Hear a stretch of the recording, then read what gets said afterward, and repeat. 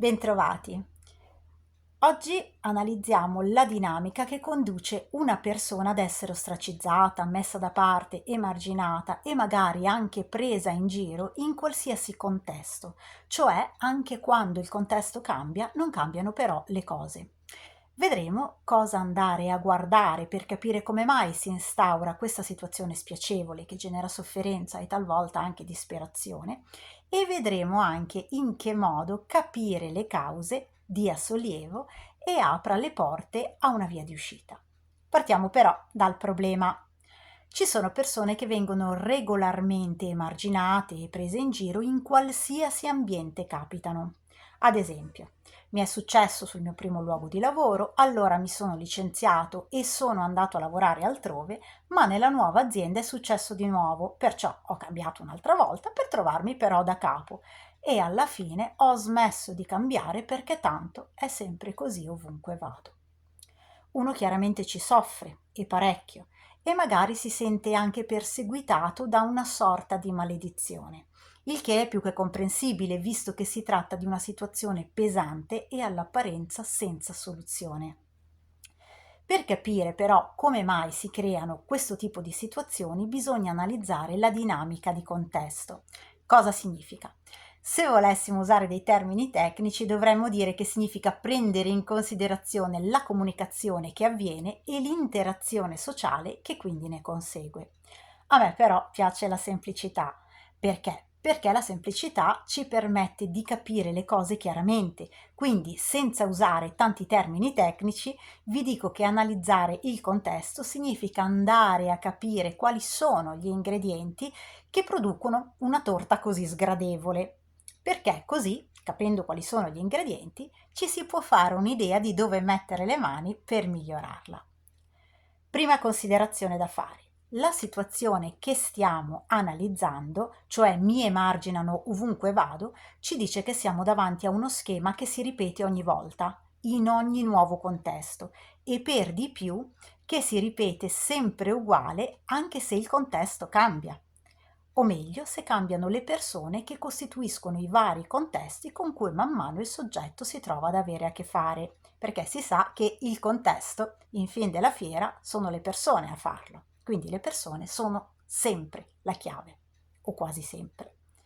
In altre parole, tornando all'esempio di prima, cambiano i colleghi di lavoro, ma non cambia il risultato. Il soggetto viene sempre messo da parte. Diverso sarebbe il caso in cui cambia sì il contesto fisico, il luogo per intenderci, ma non cambiano le persone. Un esempio può essere la scuola. Alle elementari mi prendevano in giro e alle medie anche. Ecco, in questo caso, se alle medie i compagni di classe sono rimasti anche solo in parte gli stessi, allora vedete che il contesto non è realmente cambiato del tutto.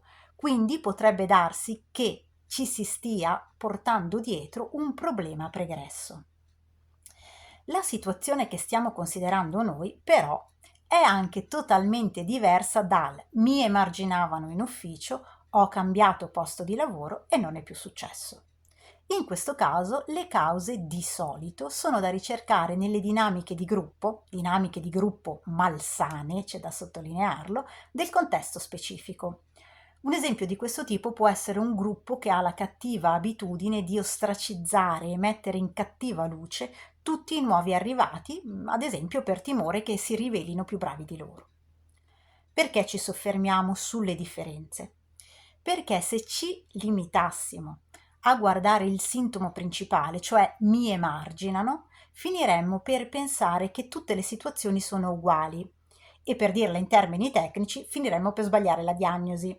Ora, tutti siamo abituati a pensare che la diagnosi sia solo quella del medico, ma in realtà assolutamente non è così.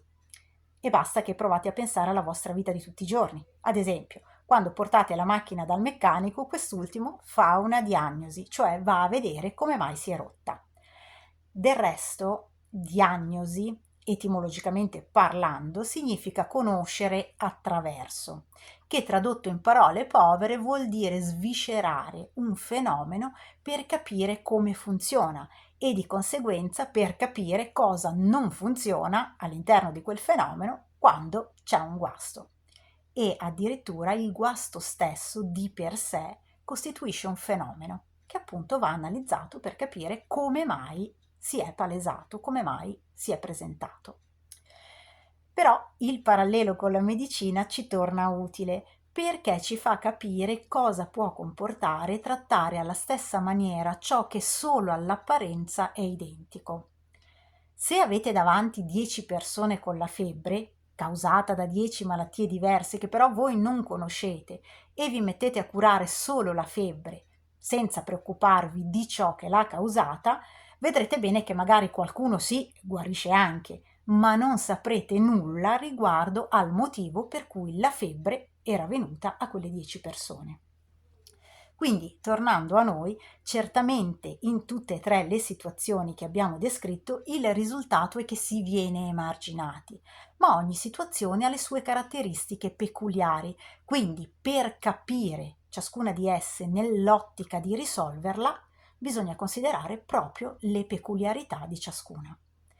E la situazione mi emarginano ovunque vado è piuttosto complessa e delicata, perché si tratta appunto di uno schema che si replica in qualsiasi ambiente il soggetto viene a trovarsi.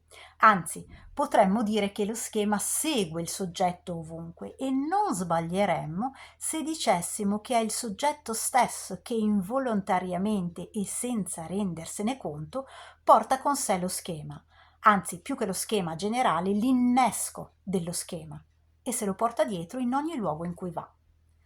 Questo ci dice che per capire perché si instaura questa dinamica bisogna rivolgere lo sguardo non solo al contesto, ma anche al soggetto.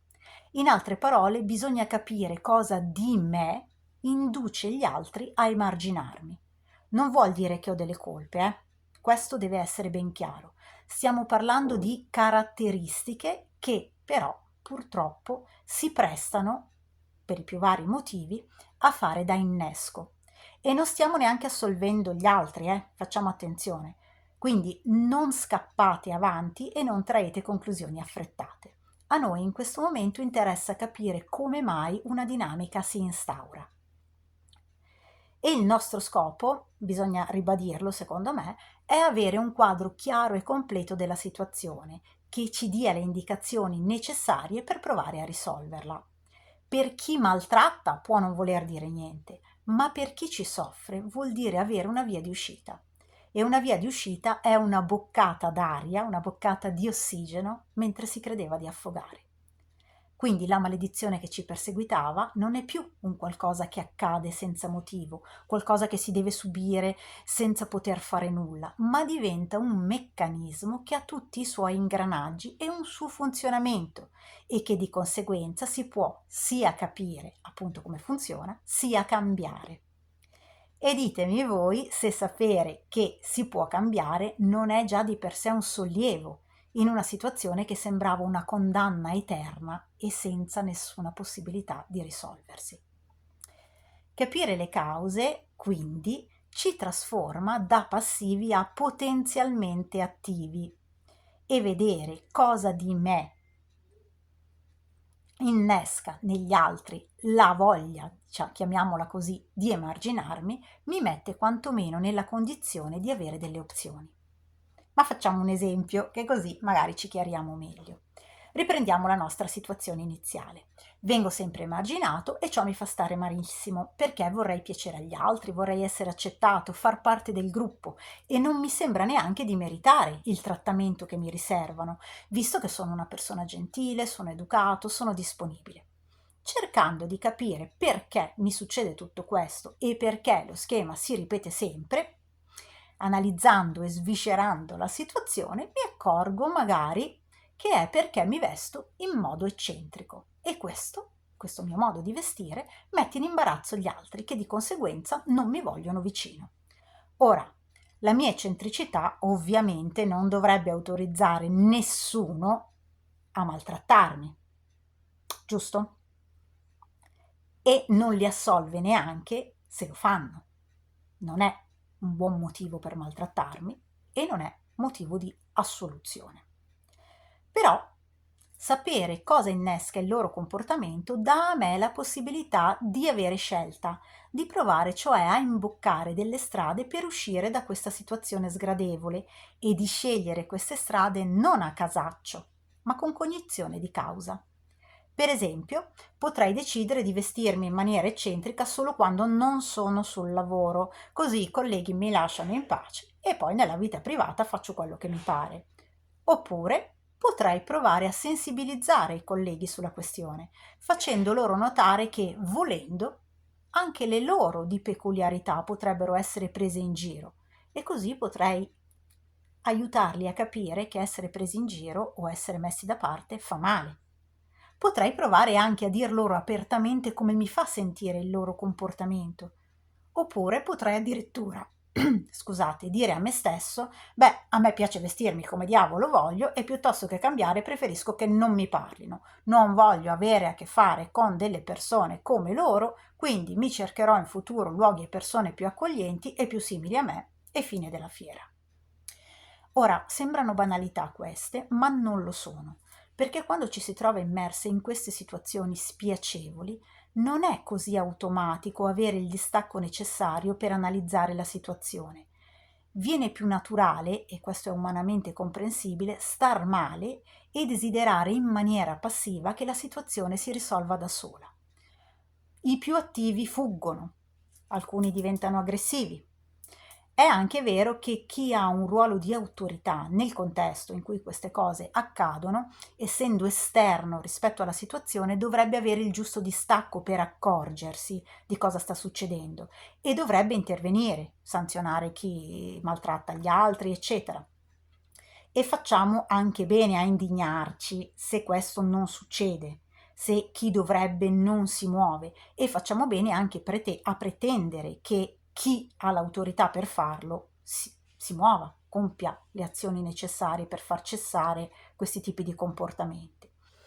Purtroppo però, siccome talvolta l'inerzia di chi di dovere si scopre solo dopo che magari è accaduta qualche disgrazia, allora è sempre bene sapere noi per primi come proteggerci e cosa guardare per trovare il bandolo della matassa, accompagnati sempre, sempre, sempre dalla certezza che avere il coraggio di mettere sotto la lente anche noi stessi per capire se e cosa di noi fa sì che gli altri ci maltrattino, non è una cosa di cui vergognarsi e non è neanche una colpa, non è un difetto, ma è invece un dare a noi stessi la possibilità di capire, di godere del sollievo che dà la comprensione e di darci anche la possibilità di fare delle scelte consapevoli, esattamente quello che dicevo prima.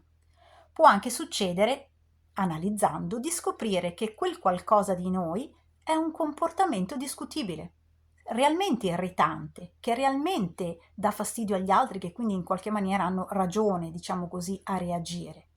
E magari noi quel comportamento lo mettevamo in atto in completa buona fede, senza neanche rendercene conto. Ecco, in questo caso, ad esempio, scoprire cosa sia ci dà la possibilità di cambiarlo e di migliorarci. Quindi analizzare il contesto è sempre utile, anche guardare se stessi è sempre utile. Poi è chiaro che quando invece ci accorgiamo di venire emarginati e presi in giro, oppure entrambe le cose assieme, per una qualche nostra caratteristica innocua o addirittura per come siamo fatti fisicamente, la vergogna può facilmente entrare in gioco. E magari in un'altra occasione vedremo anche che cos'è la vergogna e a livello generale da dove nasce. Resta il fatto che qualsiasi cosa sia di noi a indurre gli altri a comportarsi male nei nostri confronti non assolve mai chi ci maltratta, però può aiutare noi o chiunque vuole por fine alla situazione sgradevole a capire come fare. Se questo video vi è piaciuto, fatemelo sapere lasciando un mi piace e se lo trovate utile, se lo avete trovato utile, iscrivetevi al canale attivando le notifiche per vederne degli altri. Se poi vorrete dirmi la vostra nei commenti, state sicuri che vi leggo volentieri e vi rispondo.